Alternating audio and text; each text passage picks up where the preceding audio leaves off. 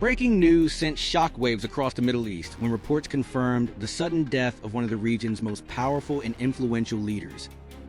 Within minutes of the announcement, confusion turned into tension, and tension quickly turned into fear. The assassination was not just the loss of a single individual.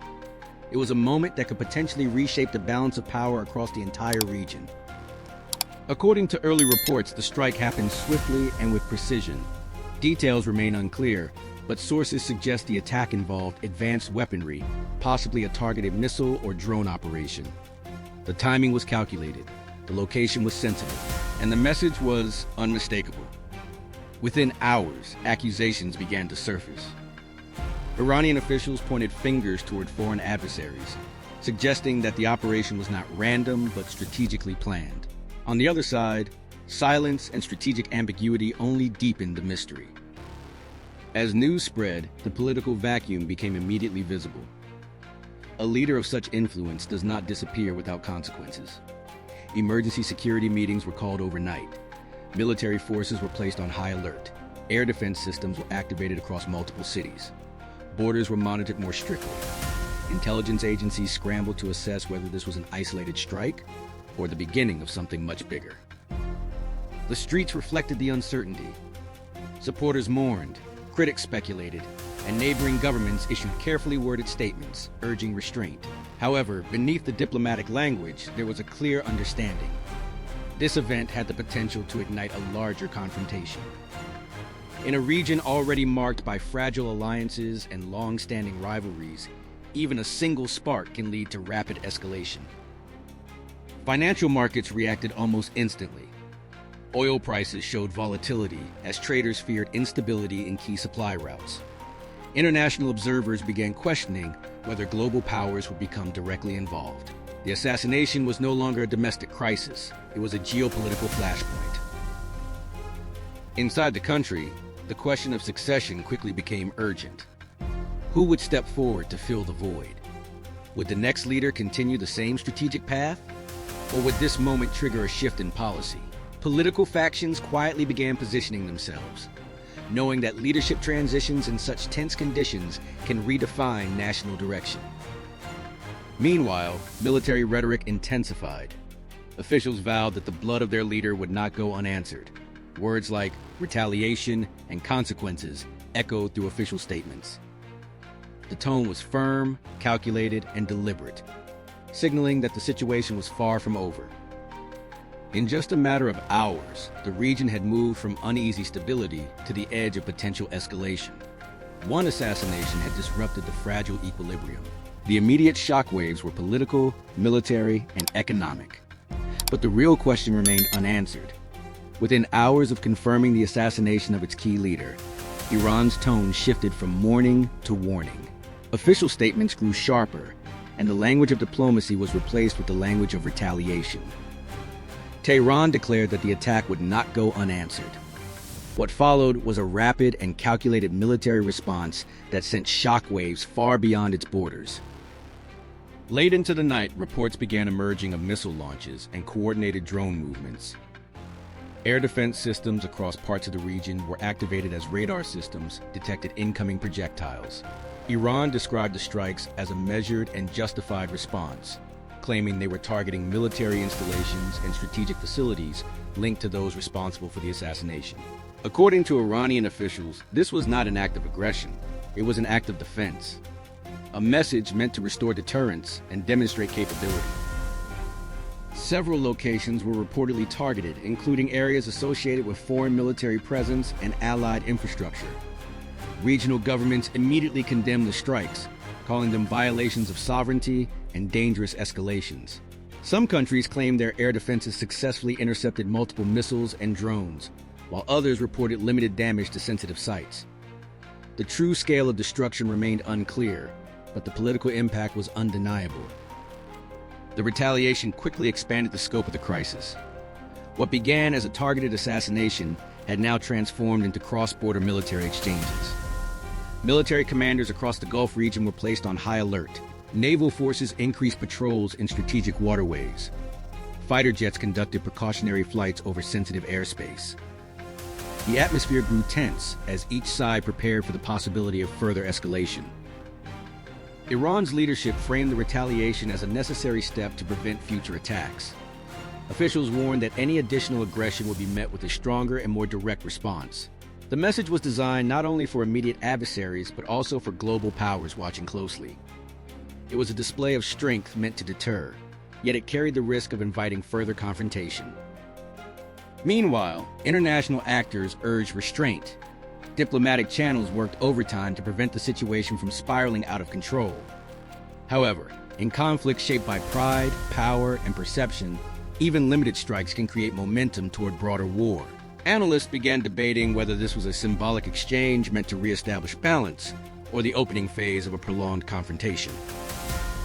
Energy markets reacted sharply, reflecting fears that strategic shipping routes could be threatened. The possibility of disruptions in key oil transit corridors added another layer of global concern. What started as a single high-profile assassination was now influencing international trade, military posturing, and diplomatic calculations. The risk of miscalculation loomed large.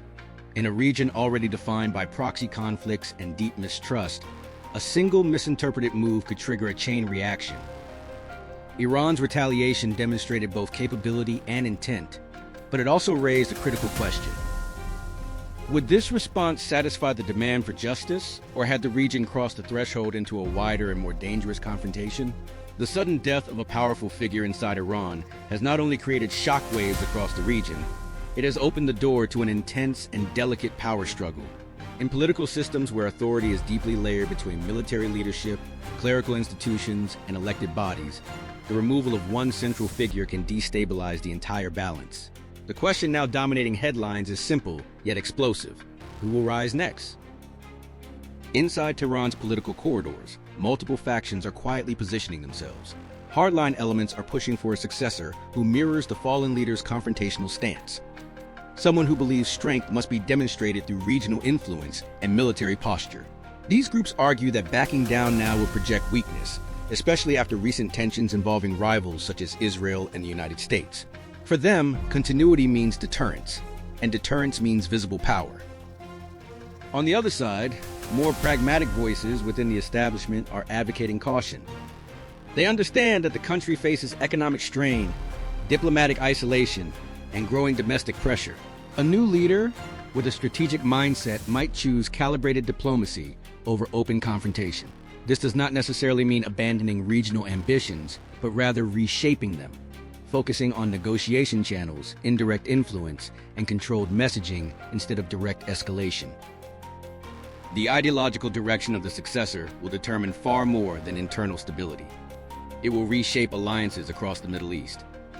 Regional partners aligned with Tehran are closely watching the transition. Armed groups and political allies in neighboring states rely heavily on signals from Iranian leadership.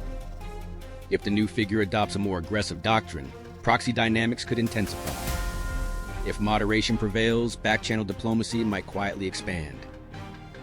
There's also the role of the Revolutionary Guard structure, which holds immense strategic authority. Its endorsement will likely be decisive. The balance between civilian leadership and military command will shape whether the next phase emphasizes retaliation or recalibration. In moments like this, symbolism matters. The first speech, the first military order, the first diplomatic call. Each move will be interpreted as a signal of future policy. Globally, major powers are calculating their responses. Energy markets, defense alliances, and diplomatic initiatives all depend on predictability. A hardline successor could deepen rivalries and accelerate sanctions or military containment strategies. A pragmatic successor might reopen limited dialogue, lowering immediate tensions while preserving long-term competition. At the heart of this transition lies a fundamental uncertainty. Leadership is not just about personality, it is about doctrine, networks, and strategic philosophy. Will the new figure seek to avenge, deter, or redefine? Will they consolidate power internally before projecting strength externally? And perhaps most critically, will this transition stabilize the region or push it closer to a broader confrontation? As the dust settles from assassination and retaliation, the real turning point may not be the strike itself. but the identity and ideology of the person who steps forward to fill the vacuum. Now the region stands at a crossroads. After assassination, retaliation, and an uncertain leadership transition inside Iran, the biggest question is no longer what happened, but what happens next. History has shown that in the Middle East, single events can either fade into controlled standoffs or spiral into conflicts that redraw the geopolitical map. Which path will this crisis follow? One possibility is escalation into a broader regional war. If direct or proxy attacks continue between Iran and its adversaries, especially tensions involving Israel or the United States, military exchanges could intensify rapidly. Missile strikes could become more frequent. Cyber warfare might expand. Proxy groups across Iraq, Syria, Lebanon, and Yemen could activate simultaneously, turning isolated flashpoints into a connected battlefield. In such a scenario, containment becomes nearly impossible, and regional alliances are tested under fire. Global powers would not remain passive. Washington would likely reinforce military assets in the Gulf to protect strategic interests in allied territories. European nations could push urgently for ceasefire negotiations to prevent energy disruption. Meanwhile, rivals such as Russia and China might maneuver diplomatically, positioning themselves as mediators while quietly protecting their strategic and economic ties. Every major capital would calculate risks carefully, because instability in this region does not stay local.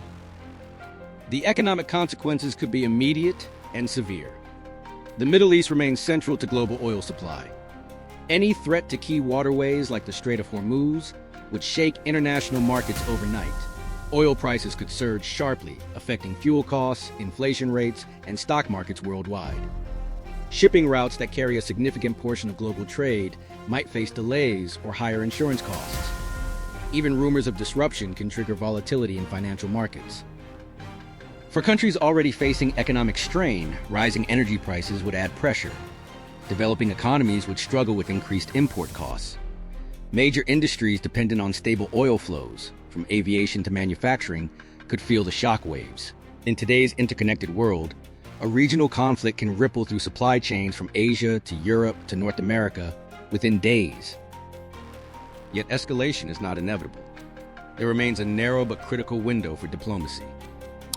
Back-channel negotiations, indirect messaging through intermediaries, and quiet de-escalation measures could prevent open war. Regional powers might recognize that full confrontation carries unacceptable costs. Even hardened rivals understand that total conflict would damage all sides. So the final question remains unresolved.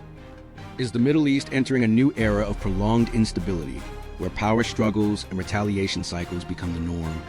Or will cooler heads prevail, using diplomacy to prevent further destruction? The coming days will reveal whether this crisis becomes a turning point toward wider war, or a tense but controlled chapter in an already volatile region. As military tensions dominate headlines, another force is quietly building beneath the surface: economic shock. Whenever instability rises inside Iran and its surrounding region, global markets react almost instantly. But this time, the stakes are even higher. The crisis is unfolding in an already fragile global economy marked by inflation pressures, supply chain adjustments, and geopolitical fragmentation. The first and most immediate impact would likely hit the energy sector. The Middle East supplies a significant portion of the world's oil exports, and any threat to major transit routes, especially the Strait of Hormuz, sends immediate alarm signals through financial markets. Even rumors of disruption can cause oil prices to surge. If missile exchanges or naval incidents escalate near these waters, shipping insurance rates could skyrocket, forcing companies to reroute cargo or pause deliveries. That alone could tighten supply and push prices upward within days. Higher oil prices do not stay confined to fuel pumps. They cascade through global economies. Transportation costs rise. Airlines adjust ticket prices. Manufacturing expenses increase. Food distribution becomes more expensive. For developing nations heavily dependent on energy imports, this could create severe fiscal pressure. Inflation would climb again, central banks might delay interest rate cuts, and stock markets could experience volatility. But the economic impact goes beyond oil. International trade routes connecting Europe and Asia pass through or near the region. If instability grows, maritime traffic could slow. Ports might impose new security protocols. Delays would strain global supply chains that are only recently recovering from past disruptions. Industries relying on precision timing, Electronics, automotive, pharmaceuticals could face production setbacks. At the same time, defense industries might experience growth. Countries feeling vulnerable would likely increase military budgets, accelerate weapons procurement, and strengthen border defenses. This could reshape global defense partnerships, with nations aligning more closely with powerful suppliers, such as the United States, or exploring alternative security relationships with China and Russia. A regional crisis could therefore accelerate a broader geopolitical realignment. Financial markets would also respond psychologically. Investors typically move towards safe haven assets during times of conflict. Gold prices could rise. The US dollar might strengthen temporarily as capital seeks stability. Emerging markets could experience capital outflows. These financial shifts, even if short-term, influence currencies, debt markets, and government budgets worldwide. There is also a strategic dimension to consider. A prolonged crisis could push global powers to rethink their energy dependence on Middle Eastern supply routes. Investments in renewable energy, alternative shipping corridors, and regional diversification might accelerate. What begins as a security confrontation could ultimately reshape long-term economic planning across continents. However, none of these consequences are guaranteed. Markets can stabilize if diplomatic signals emerge quickly. Oil prices can retreat if shipping lanes remain open. Investors can regain confidence if escalation slows. The real question is not just whether conflict expands, but how long uncertainty persists. If tensions cool through back-channel diplomacy, the economic shock may remain temporary. But if confrontation hardens into sustained rivalry, the world could witness not only a regional security crisis, but the beginning of a strategic global reset driven by energy, alliances, and economic survival. The coming months will determine whether this moment becomes a short-lived spike of volatility or a turning point that reshapes global economics for years to come.